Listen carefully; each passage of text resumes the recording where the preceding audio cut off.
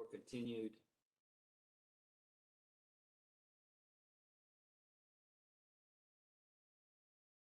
defining derivative rules.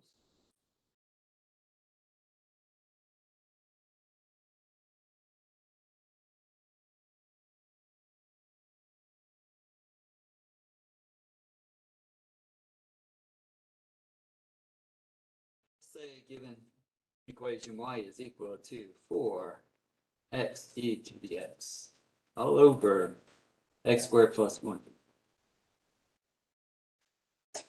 So like I said earlier, first thing I'm going to do is kind of sit back and handle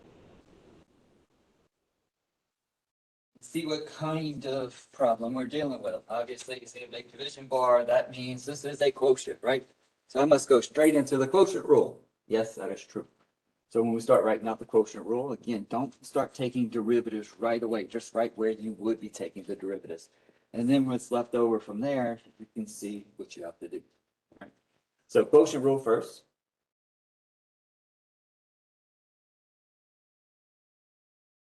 Again, don't just say, let me take derivative numerator and derivative denominator. That is not it. Right? So quotient rule, low, E high, minus the high, E low.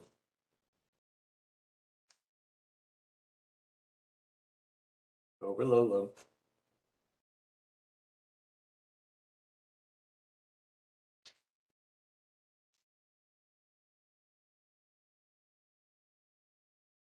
All right, so when you look at the parts where we have to take the derivative in that first term in the numerator, the second factor, 4x e to the x, you see 4x times e to the x in there, right? See, x is in two locations, so you can break that up as 4x by itself as a factor and the e to the x by itself as a factor. So when you heard me say 4x times e to the x, so that indicates that is going to be the product rule right there, right? So now I got to insert the product rule inside this ugly mess.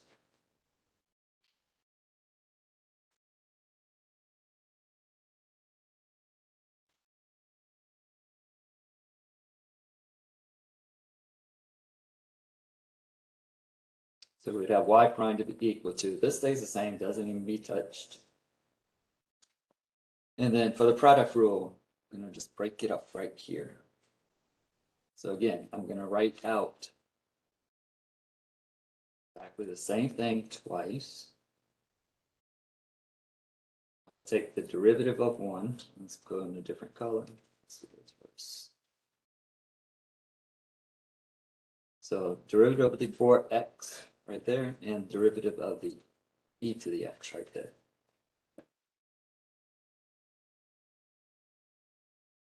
Then minus, this stays the same, doesn't need to be touched, 4x e to the x. I can use parentheses or not, it doesn't matter for this. I'll use them just to emphasize. And now derivative of x squared plus 1. Derivatives of polynomials, those are your best friends, right? Those are easy to do. This would just be 2x.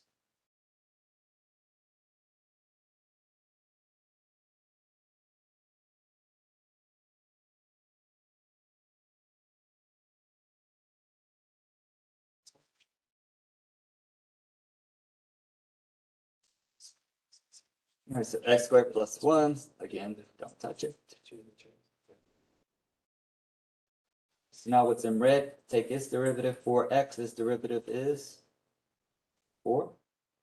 E to the x, don't touch. 4x, don't touch. E to the x, its derivative is e to the x. 2x times all of this, we can go ahead and multiply that out if we wish, right? Right, you want to leave it as factor? Let's leave it as factor. We might have to factor anyway, so let's just leave it.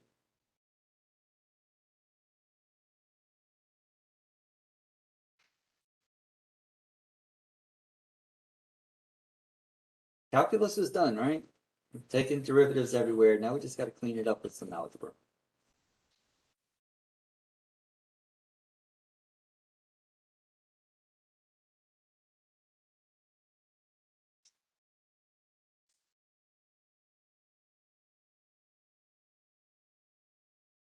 All right, let's see what we get here. It's gonna be an ugly mess. Let's see.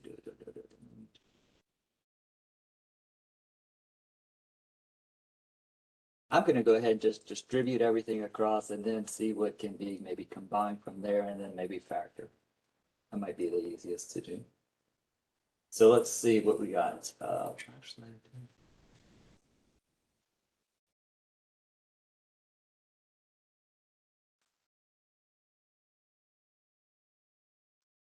All right, yeah, let's go ahead and just do it that way first, I guess.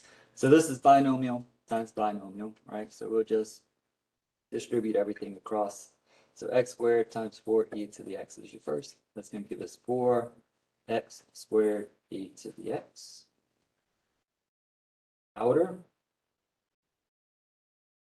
4x e to the x times the x squared is 4x cubed e to the x. Inner is just 1 times 4e to the x. Last, we have 1 times 4x e to the x.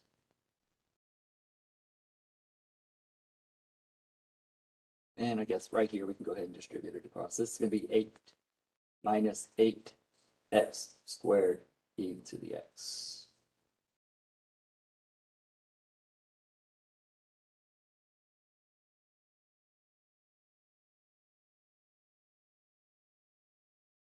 Cross-eyed yet?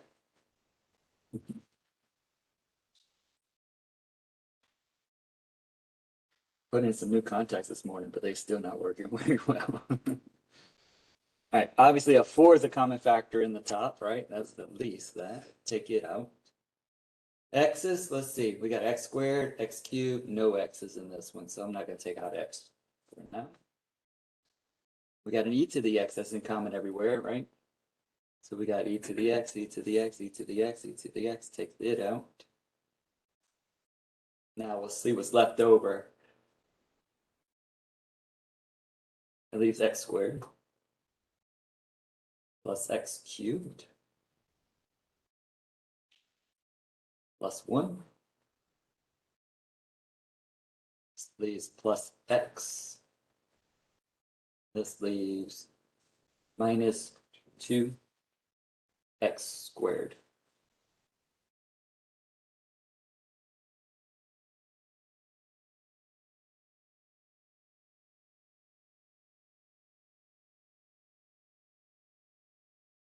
So in the parentheses, the only things that can combine are the x squared minus the 2x squared, so we can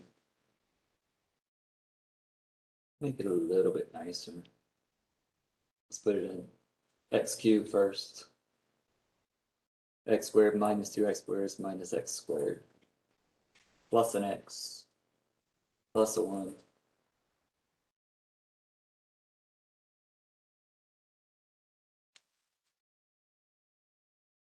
And that is in factor form.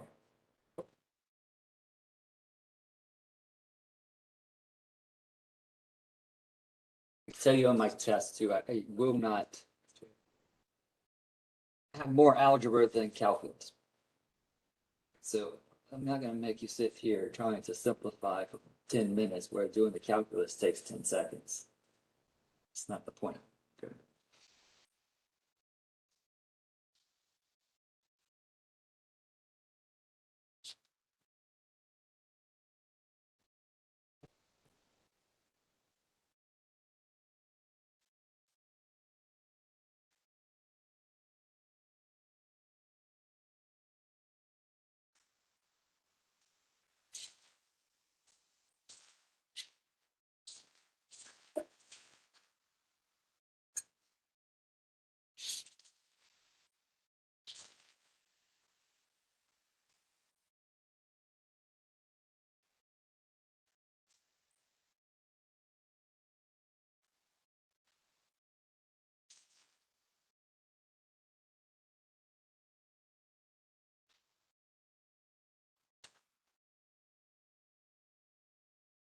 Say f of x is equal to 2x minus 1 over 3x plus 4 over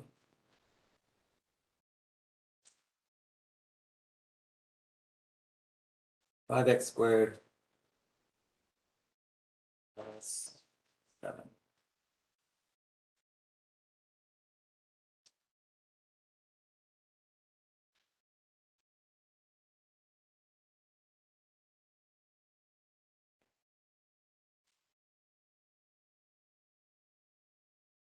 Find f prime of x.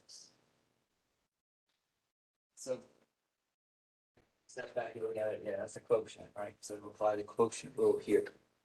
You might also realize before you even start that we have a product in the numerator, right? So you know that the product rule will have to be used within the quotient rule. You can't avoid it though if you wanted to, right? Because remember I told you earlier when we were doing product rules, a lot of times if you can get that product multiplied out and you get a nice polynomial, power rule is much easier to do.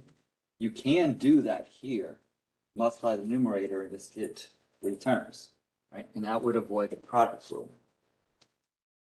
But for our demonstration purposes, we're going to do the product rule in the quotient rule. Okay? So, but if it just says find the derivative, try to do the most efficient sense. So don't think of, well, let me get my recipe book out. What do I do first, right? Analyze it first. What would be the best route? Okay? What is more convenient? I always think power rules are much easier than product and quotient rules most of the time. This one's not going to be too bad because look, I don't have any ugly exponents in here, so it's going to be manageable. But one thing I do want to show you here is when we get finally all the derivatives taken, how to simplify your final answer in factored form. Okay. So the derivative. Yeah, write it all out. Don't do any of the work. Just write out where you will be taking derivatives. So we'll have low d high. I'm going to use a big bracket because the high is 2 sets parentheses already.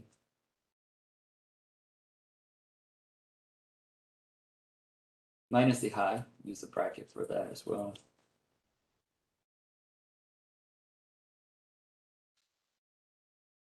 D low.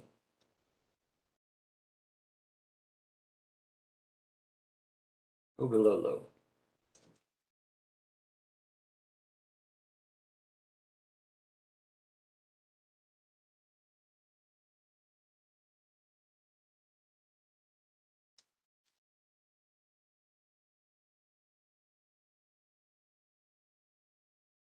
Could you imagine if this wasn't just 2 factors, like a binomial times a binomial? You'd have to use the product rule multiple times. So if you got binomial times another binomial, to be honest, multiplying it all out will take a little bit of time, but it's going to be a lot easier to get those polynomial terms just take as derivatives. If you're using product rule, you have to split maybe the first factor times the other 2 factors as 2 separate ones like that.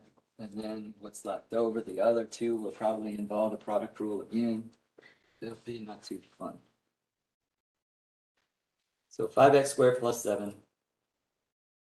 All of this is the product rule.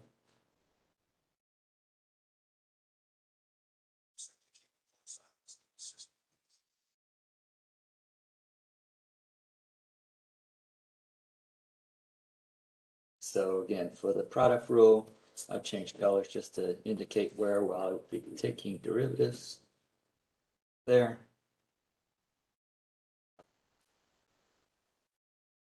Probably didn't need a bracket, but just an emphasis.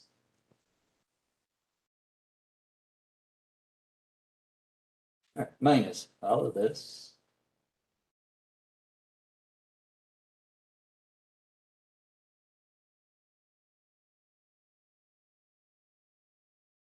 The derivative of this is just a 10x, right?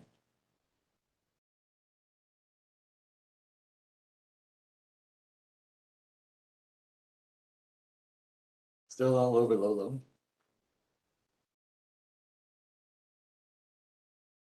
Yep.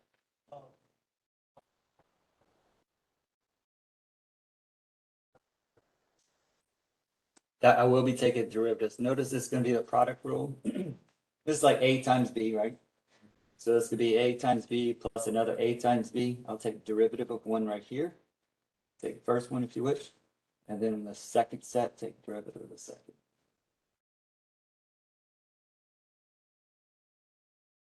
Yeah, this is where you gotta really be nice and neat, because your work is gonna get so huge, trying to keep track of just things in your mind as you're using this big.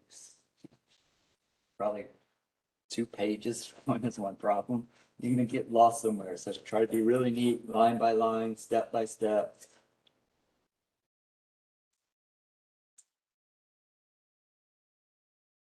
Now, I'm gonna go in here, inside the bracket, I'll leave my bracket there just for now. I take derivative of the 2x minus 1 is 2, right? Which will get multiplied to the 3x plus 4. Plus derivative of the 3x plus 4 is just a 3.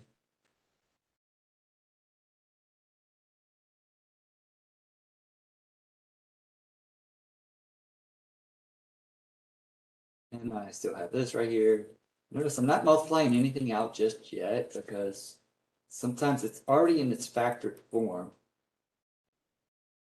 So when I look back at the answer towards the end, since it's already in that factor form, it might be easy to pull out similar factors where if I have 20 different terms, it might not be so easy to identify.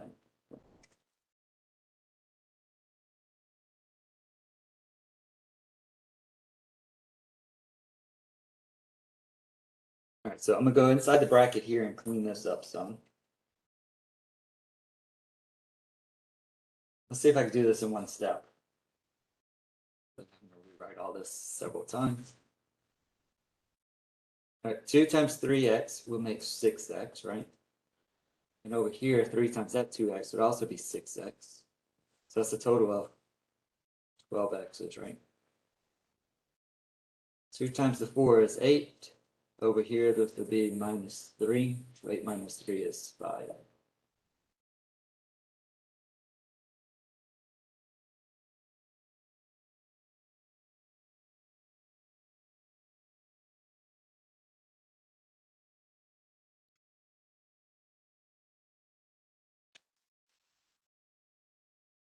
All right, minus, let's see, all of this over here, I can't clean up too much more. Anymore. Let's take that off.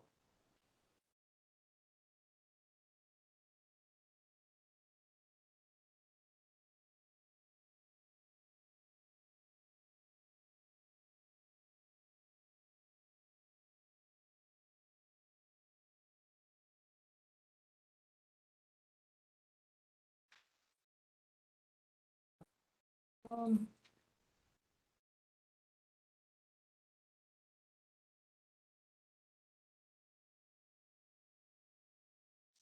I'm tempted just to leave it like that, but I'm also tempted to just say, let's multiply everything out and see what combines and simplifies further. Let's go for it and just see. Who knows, right? But that might be as far as it can go. There's no common factors, right? These two right here have nothing in common with these 3 over here. Let's see, right? So let's boil this out. 5x squared and 12x makes 60x cubed. Outer will be 25x squared. Inner is what, 84x.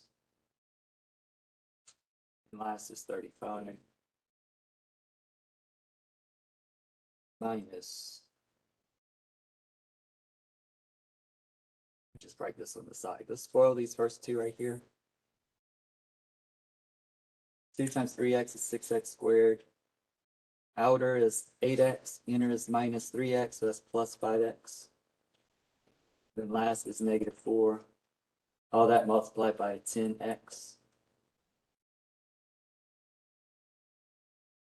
Distribute that across, so this would be all minus this answer, which would be minus 60x cubed. Not minus, that's plus 60x right there, it'll be minus eventually.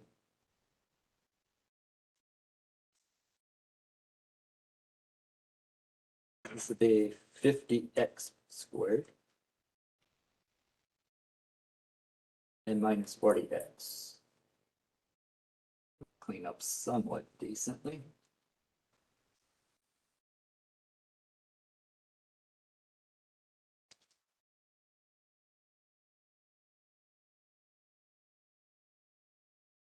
60x cubed, this would be minus 60x cubed, right? 25x squared minus 50x squared will be negative 25x squared. 84x minus negative 40, so that's plus.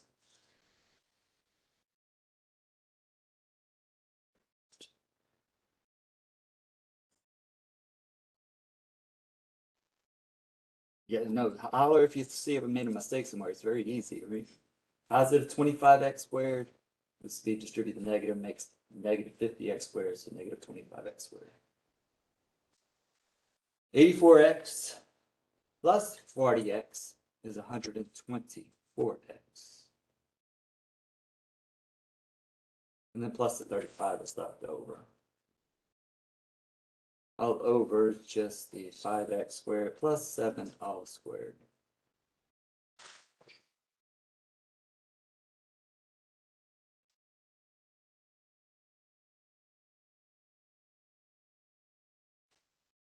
Highly doubt the numerator factors. You try if you wish. There's some rather large numbers to try, but it's not too bad, I guess. Factors of the 25, 5 and 5, 25 is 1, factors of 70, 35. 35 and 1 and 7 and 5. You can try all the different combinations to see if it does factor to get the 124. Some of the outer in there. I'm not even gonna go there.